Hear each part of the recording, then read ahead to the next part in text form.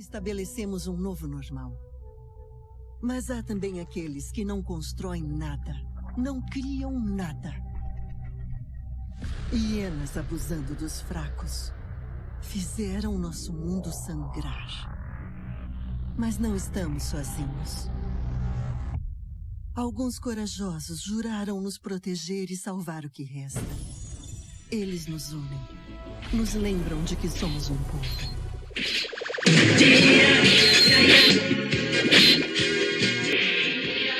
Espada Olímpica!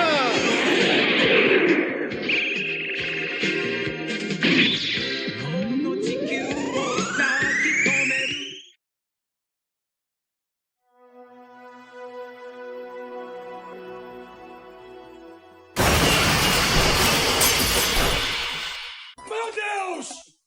Meu Deus! Muito chato! Não aguento mais! Welcome everyone and thank you for joining the call today. People around the world are facing a global health and economic crisis. I would like to offer the sympathies of all of us at Ubisoft to those who have been adversely affected by this crisis. Beleza. Gringa no mudo, bora pro vídeo. E aí pessoal, meu nome é Onze e mesmo depois de meses sem postar algo, resolvi fazer mais um par de vídeos. A frustração com o jogo no momento atual é grande, mas acho que vale explicar alguns pontos que justificariam tudo isso. Vamos chover no molhado e começar pelo óbvio. Quem acompanha o canal sabe que sempre fugi de temas óbvios, com pouca profundidade, e assim abordo temas deixados à margem por outros canais tupiniquins. Por aqui falo de diversas coisas, como por exemplo predições, a matemática do jogo, questões técnicas, narrativa, exploração de mapa e até curiosidades. Mas hoje o assunto vai parecer mais uma passada de pano, mesmo essa não sendo minha intenção. De qualquer maneira, espero que, seja como for, esse vídeo deixe claro para todos 3 pontos que deveriam ser óbvios. Mas por já ter falado com tantas pessoas, acho que não são. Vamos lá? O pontapé de tudo isso é falar sobre as últimas atualizações do jogo, já que elas foram as responsáveis pelo problema. Sendo específico, me refiro ao conteúdo do ano 2. Não somente o Update 8, mas tudo o que veio até agora na temporada 2 do Update 10. Assim, ignorarei o que me aflige por isso ser algo relacionado à narrativa. Diferente da reclamação da maioria, que se resume ao caminhão de bugs, glitches e travamentos que ganhamos de março para cá. O primeiro dos pontos tem a ver com a virada do jogo que se confirmou algumas semanas atrás. Uma jogada arriscada da Ubisoft que parecia loucura, mas que no final deu certo. Algo que não entendi porque não foi divulgado pelos canais que falam do jogo. Em suma, me refiro a algo citado no evento que está rolando aí no fundo. A transmissão mundial que a Ubisoft faz para apresentar seus resultados trimestrais. Como sei lá por que diabos a galera só gosta de falar de coisa ruim e assistir da Atena, ninguém comentou a reviravolta que ocorreu com o jogo depois da famigerada promoção dos R$10. O mesmo do incentivo dado à comunidade para convidar novos jogadores em troca de apetrechos cosméticos dos caçadores. Our team's execution, notably on our live games, has indeed been remarkably strong. For example, Rainbow Six Siege and Assassin's Creed Odyssey confirmed their strong dynamic, and we also were pleased by gamers' very favorable reception to the major updates made to the Division 2 update. The game had an impressive reverse of momentum during the quarter, and its performance is now on par with Assassin's Creed Odyssey after 13 months, which is an impressive benchmark. Therefore, the quarter confirmed in striking fashion the strength of our live services, our PRI momentum, and our capacity to engage with our communities even without new releases. We benefit from a deep portfolio of strong franchises on which we can rely and grow.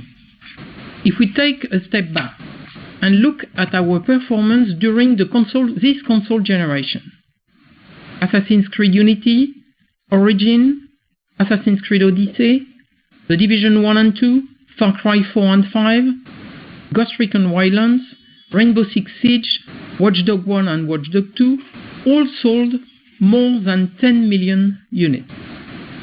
During the prior generation, only the Assassin's Creed franchise and Far Cry 3 reached these levels.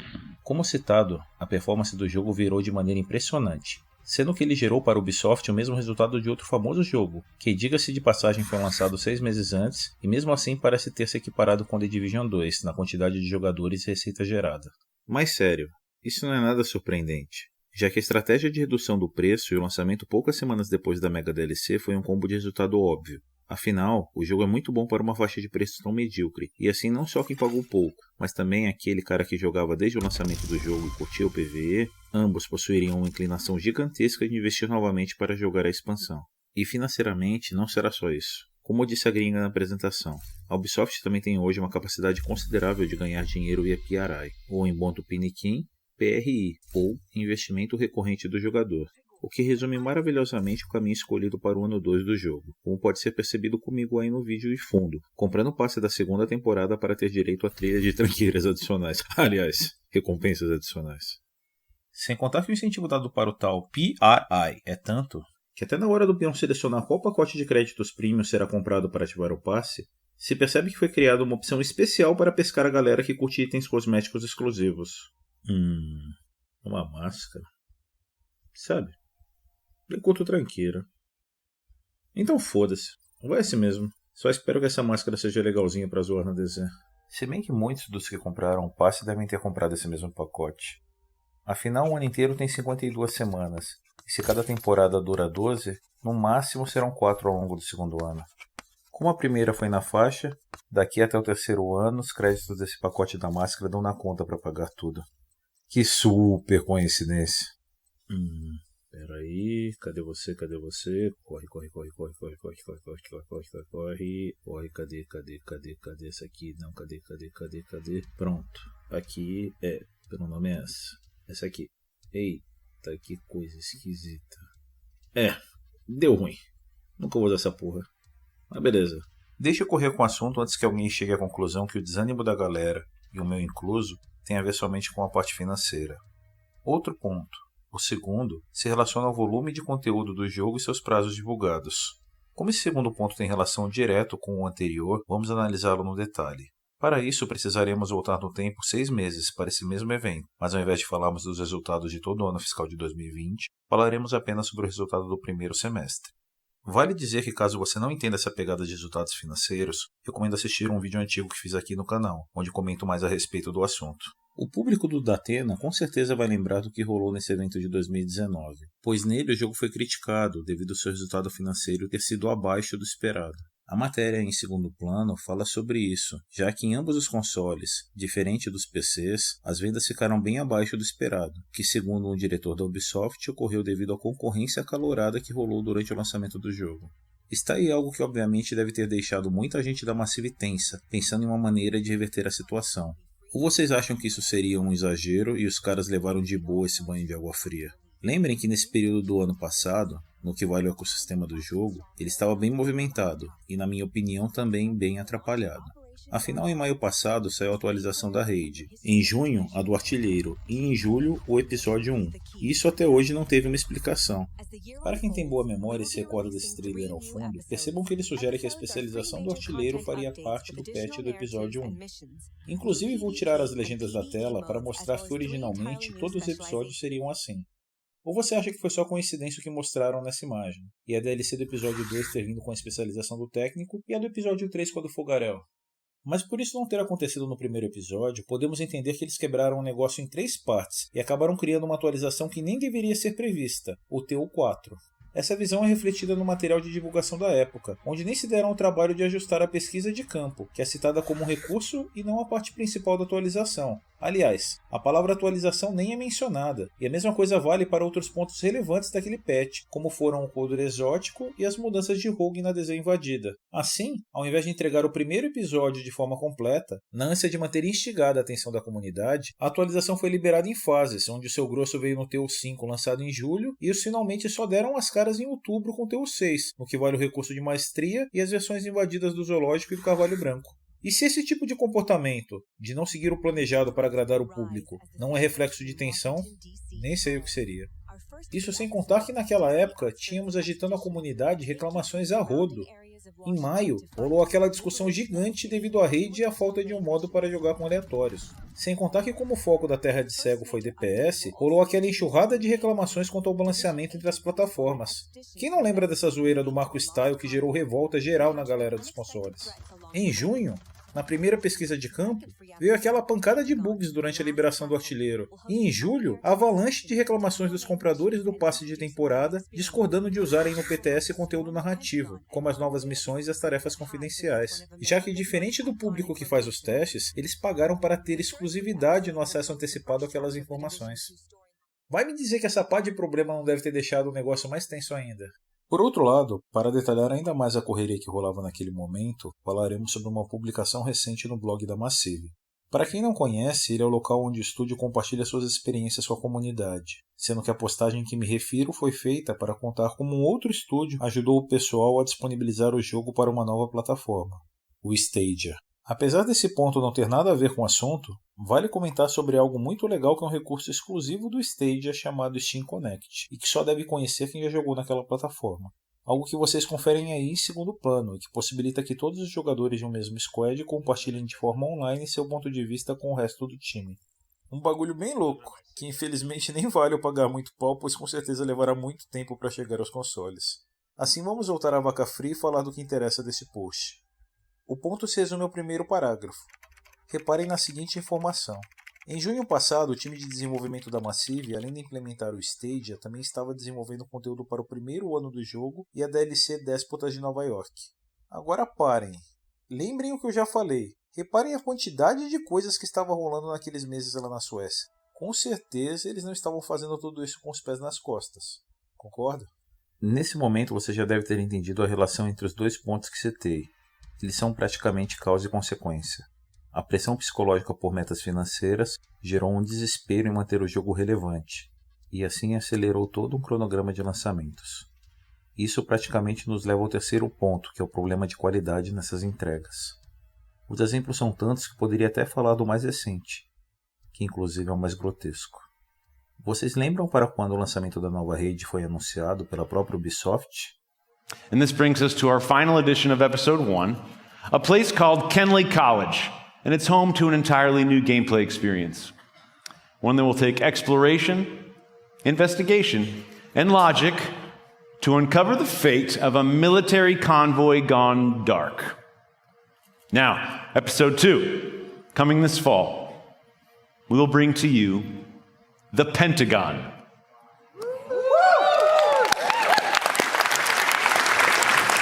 Once an impenetrable fortress, it has fallen to the Black Tusks, and its secrets are about to be thrown out into the open.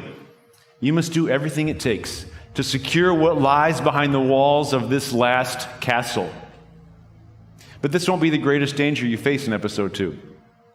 I'm very excited to tell you that our second raid will be coming this fall, bringing back intense 8-player action. Yeah!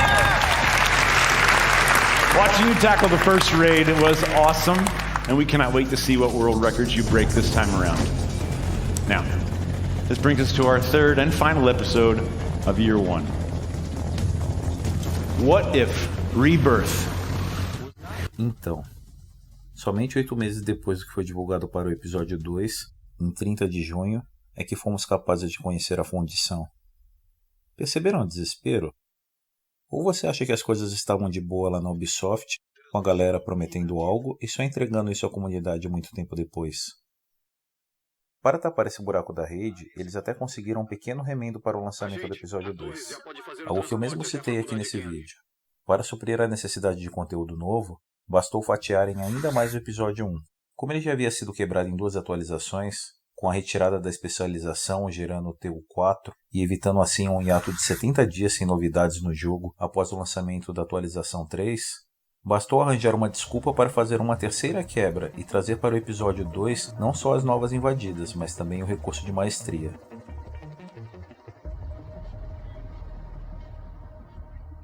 Vou trocar o Isaac para o protocolo de investigação. Atenção, agente. One step back, to come back to expeditions just one last time. We talked about the mastery system and the article for E3, which didn't give a lot of details about it because we were still developing it. So now we've took a look at it, tested it internally a lot, and people gave us feedback of what they liked and didn't like.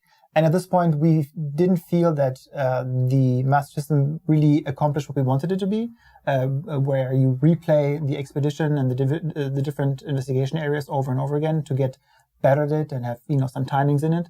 So we currently have the plan to not include them at the launch of the expedition, but the team in Leamington is working on them to make them even better and even cooler and even more fun.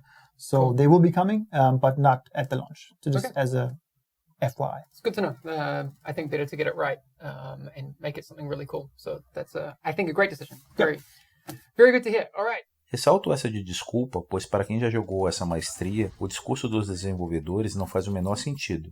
Pois até hoje o negócio é tão monótono que acho difícil ele ter atingido a tal expectativa que eles tinham quanto a isso.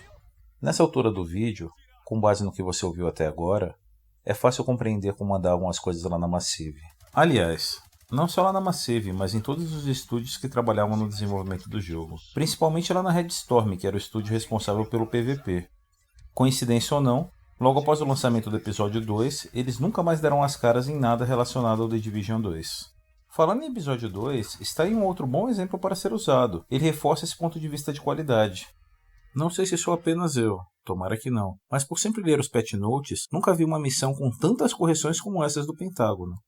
Se falarmos de atualizações, salvo 9.4, todas as outras que saíram desde o lançamento do episódio 2 até a 10ª atualização possuem correções específicas para essas missões. Sem contar a pancada de correções que rolam apenas do lado do servidor, aquelas que não têm necessidade do jogador instalar algo na sua plataforma. É tanto bug que até piada nas notas de manutenção rolam, como por exemplo essa daí referente ao dia que lançaram a nova raid, onde a pegada foi fazer um paralelo com a abertura dos portões da fundição e a correção de um bendito bug que já atormentava muitos relacionado a portas que não abriam no subsolo do DARPA. Bendito porque aquela foi a 4ª correção para o mesmo problema que lançaram em menos de 45 dias. E o problema do Pentágono não foram só bugs não. Para quem acompanha sites onde rolam a divulgação do trabalho dos profissionais que são envolvidos com o jogo, sabe que ela também leva o prêmio de maior quantidade de locais não utilizados. Para quem não sabe ao que me refiro, é só acompanhar aí na tela a quantidade de ambientes do Pentágono que foram planejados para essa missão, mas que acabaram sendo deixados de lado. Sentiram o drama de tentar abraçar o mundo? O desespero de tentar fazer tudo ao seu alcance para criar novos conteúdos e gerar interesse de toda a comunidade, mas no final falhar na coisa mais básica que é qualidade? Então, é por isso que esse último ponto fala de qualidade. Pois deixando de lado a estratégia de marketing e preço da Ubisoft que traz resultados, de nada adianta a dedicação dos desenvolvedores se eles carecem de coisas básicas. Uma delas, como demonstrado pela segunda raid, é a necessidade de parar de perseguir prazos insustentáveis para agradar a comunidade com novos conteúdos. Uma prática recorrente desde o lançamento desse jogo e que agora no ano 2 ficou fácil de se perceber. Basta analisar as práticas do departamento de marketing da Massive Ubisoft, que desde o primeiro jogo, a cada atualização, lança um trailer para fazer barulho sobre as novidades. Reparem aí na tela cada um deles e percebam. Cadê o trailer da atualização 9? E da atualização 10? Não tem, né? E por que será? Será porque é bem difícil fazer algum trailer de patch, onde praticamente só tem correções de bug, balanceamentos de armas, talentos, habilidades e equipamentos? Ou será que é algo que pegaria mal fazendo um trailer só dos problemas que foram corrigidos? Ainda mais porque seria um trailer atrás do outro. Um para atualização 9 e outro para atualização 10. Aliás, peraí, deixa eu fazer uma pausa. Pois se alguém que está ouvindo pulou o conteúdo desse vídeo e caiu de gaiato nessa parte, pode até estar pensando que o trailer da atualização 10 seria o da nova raid. Mas como bem mostrei, isso seria conteúdo da atualização 6, e é algo que já deveria estar em produção meses antes de ser definido em qual atualização ele seria liberado para o público.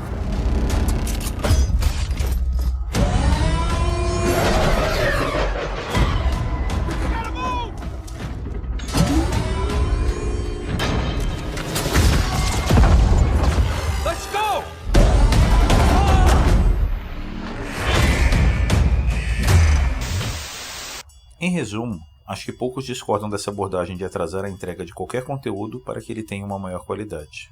Tem gente que acredita inclusive que esse é o raciocínio dos estúdios ao planejarem conteúdo e seus devidos prazos de lançamento. Infelizmente essa não é a realidade. Como a base de toda empresa é a geração de lucro para o acionista, o papel do estúdio no final é fazer mais com menos.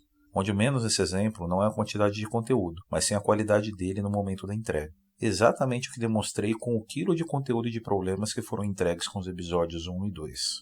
Reforço a analogia que fiz através do substantivo quilo, pois realmente é coisa pra cacete que rola nessa pegada. E tudo isso só foi possível porque o time envolvido no jogo é gigantesco, algo que será entendido somente quando você acessar a opção créditos no menu de configurações e mergulhar nos seus detalhes. Enquanto no jogo 1 essa listagem demorava aproximadamente 40 minutos para rolar por inteiro na tela, no jogo 2 ela demora quase o dobro desse tempo. Aliás, podemos dizer até 2 vezes e meia, se colocarmos nessa conta os créditos da expansão. É gente que não acaba mais. Algo muito maior do que foi vendido pela mídia especializada antes do lançamento do segundo jogo, quando se falava em 1000 desenvolvedores. Como ninguém terá saco para contar a quantidade de itens que correram na tela, felizmente existem sites que nos ajudam com isso, como o Mob Games, onde é possível constatar que no jogo 1, das quase 3.300 pessoas envolvidas nos processos de planejamento, produção, divulgação e distribuição do jogo, havia um total de 3.150 pessoas de desenvolvimento, que foram as responsáveis por animar e codificar os personagens, as armas, os equipamentos, o mundo aberto, as missões e todo o restante. Já no jogo 2, a quantidade de desenvolvedores subiu para 4.300. Impressionante, né? Ou você não concorda porque não entendeu porra nenhuma do que eu estou dizendo e não tem noção do que isso representa. Se for isso, eu posso te ajudar com comparativos, usando por base os concorrentes do The Division apontados na entrevista que mostrei aos 8 minutos desse vídeo. Reparem que nenhum dos 4 jogos citados por lá chegam próximo desse total de desenvolvedores. Nem mesmo o nosso principal concorrente, que é o Destiny 2. Um jogo que, segundo esse mesmo site, possui 1.000 desenvolvedores a menos do que o The Division original e 2.000 a menos que o jogo atual. Agora que você tem a posse dessa informação, sabendo que com mais de 4.300 desenvolvedores o jogo demorou mais de 4 anos para chegarmos no momento atual, será que você consegue compreender a razão do preço dele ter sido exorbitante na época da pré-venda e do lançamento, ou mesmo até na expansão que saiu em março? Está certo que ser caro não significa ser bom. Muito menos que será um produto de qualidade. Mas levando em conta a quantidade de tempo que a Ubisoft teve que alimentar esse exército de bocas, talvez só agora você entenda o tamanho da pressão que rolou lá na Massive quando os resultados financeiros vieram abaixo do esperado.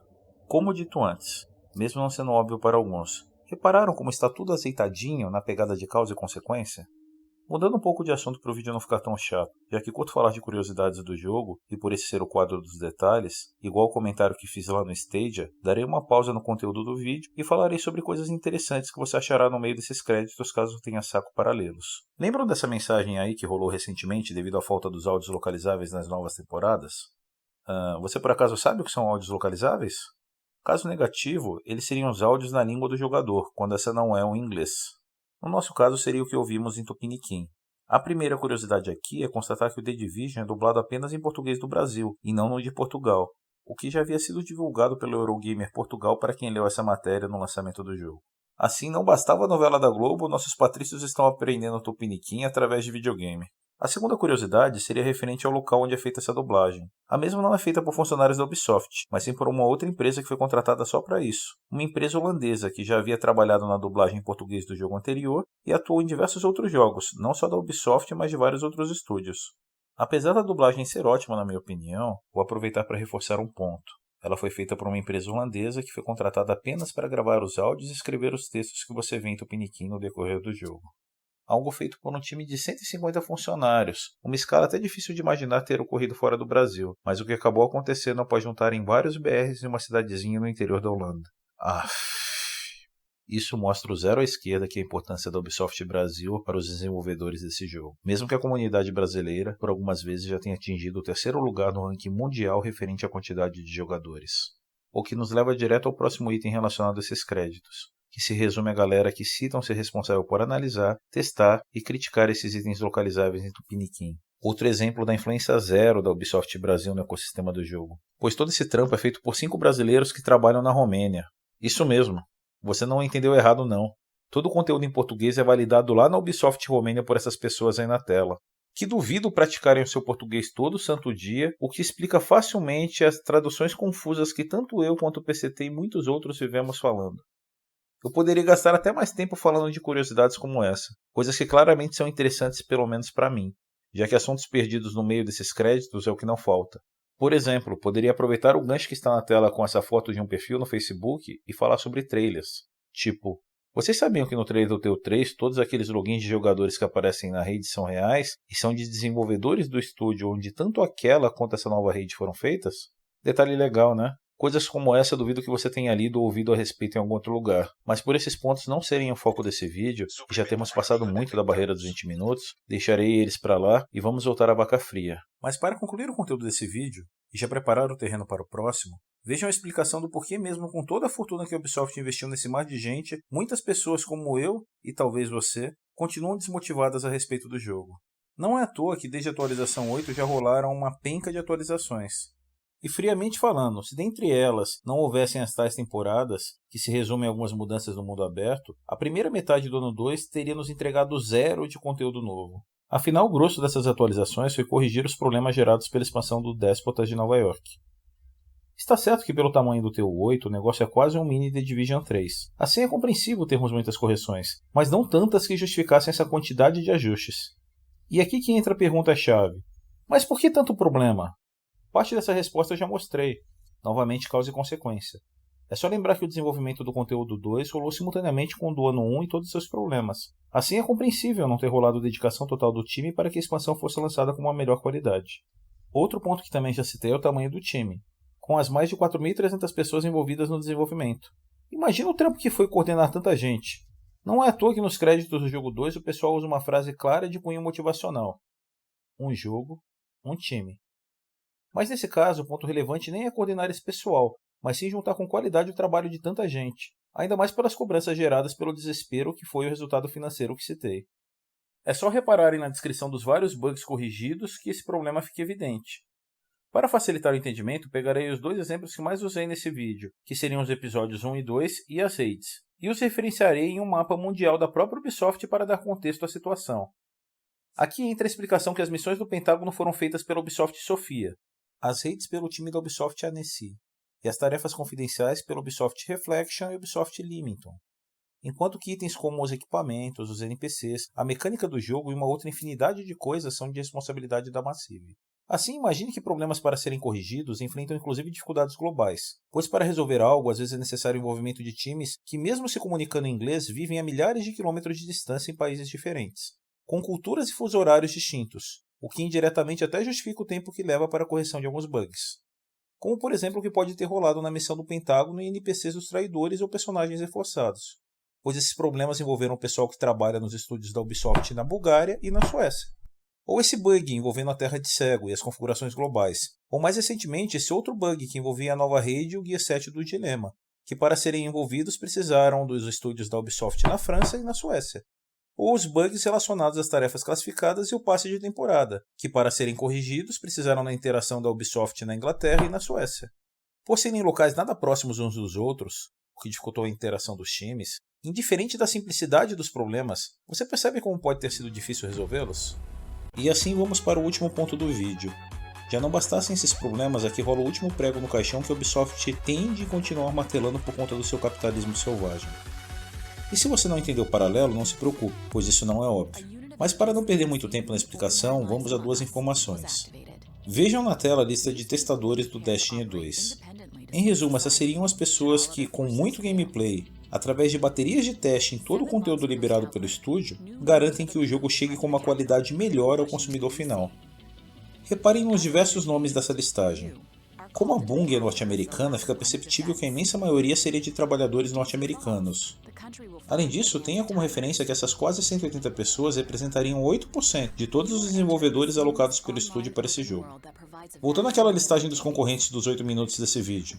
O próximo jogo que vale analisar é o Apex, da EA, outra empresa norte-americana, onde nos créditos desse jogo são apontados aproximadamente 130 testadores, o que representa uma proporção impressionante de 18,7% do time de desenvolvimento. Além disso, uma nota de rodapé deixa claro que o time de testes estaria trabalhando em uma unidade no estado americano da Louisiana. Com base nesses dados, o que vocês imaginam que a Ubisoft disponibilizaria para o time de testes do The Division 2? Lembrem que para esse jogo a quantidade de desenvolvedores alocadas é praticamente o dobro do tamanho do que foi empregado em Destiny 2, ou o sextuplo da quantidade do Apex Legends. Mas aqui que vem a pedrada no cu. As quase 220 pessoas empenhadas em garantir a qualidade do jogo é exatamente 5% do total de desenvolvedores. Percentualmente, isso representa 40% a menos do que é usado no Destiny 2 e quase 75% a menos do que foi usado no Apex. E o problema não para por aí. Reparem no local onde eles trabalham. Bucareste, que é uma cidade na Romênia, e Kiev, uma cidade na Ucrânia. Não tenho nada contra esses locais, mas isso não é por acaso, e tem a ver com o resultado financeiro da empresa. Afinal, por diversos fatores, os salários nesses locais são menores que nos países onde a Ubisoft mantém seus estúdios principais, o que por sua vez os ajuda a economizar um troco, tornando o jogo mais rentável. E antes que tirem alguma conclusão, por favor não me entendam mal. Não estou falando que isso é certo ou errado, mas sim que impacta na qualidade do produto devido à realidade desses locais.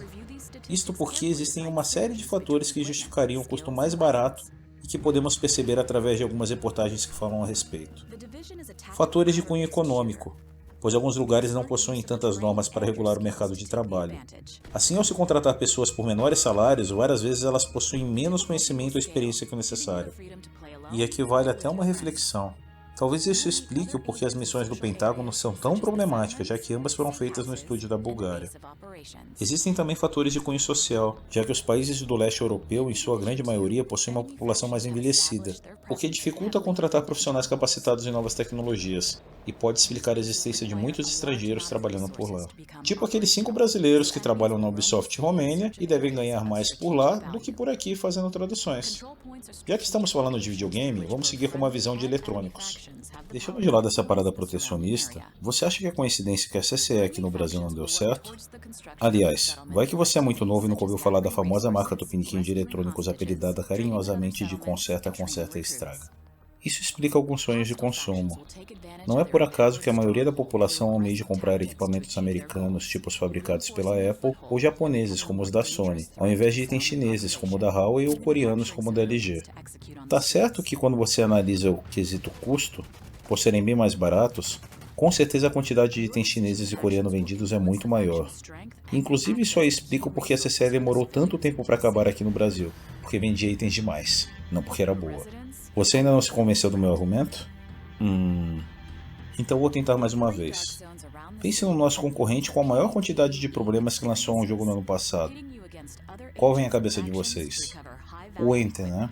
Afinal, os 90 testadores de lá representam pouco mais de 3% do time de desenvolvimento. E por um mero acaso, assim, indiretamente, quando você olhar a lista de nomes dos testadores, perceberá que a maioria são de nomes de pessoas da Europa Oriental. Coincidência? É difícil. Em suma, mesmo com 10 milhões de jogadores, a quantidade e qualidade dos testadores que temos no The Division 2 está longe do mínimo necessário, o que te faz entender o porquê não só eu, mas muita gente fica com o pé atrás sempre quando vem patch com muito conteúdo novo, como foi o caso do TU8. Ok, ponto final. Esse vídeo fica por aqui e finaliza o assunto no próximo. Espero que vocês tenham curtido. Falou!